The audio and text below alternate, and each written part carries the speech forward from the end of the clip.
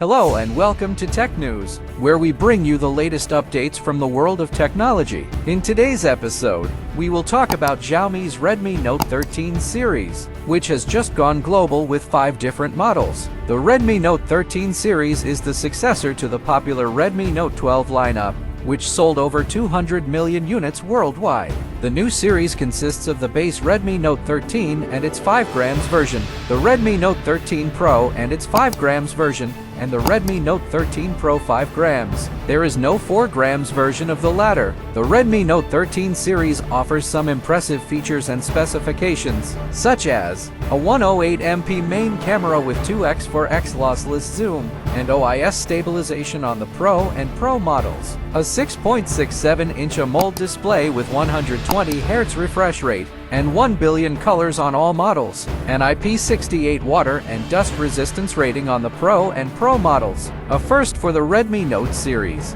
a MediaTek Dimensity 6080 chipset on the 5 grams models, which is based on a 6nm process and supports 5 grams carrier aggregation, a 5000 mAh battery with 33W fast charging on all models. The Redmi Note 13 series also comes with some unique features such as a voice shutter function that lets you take photos by saying cheese, a film filter mode that adds cinematic effects to your photos and videos, a Dolby Atmos sound system that enhances the audio quality on stereo headsets and Bluetooth speakers. The Redmi Note 13 series is priced very competitively, starting from 16,999 rupees is about $230 for the base Redmi Note 13 4 grams model, and going up to 2,099 yuan about $270 for the top-end Redmi Note 13 Pro 5 grams model with 12GB RAM and 512GB storage. The Redmi Note 13 series will be available in various markets around the world,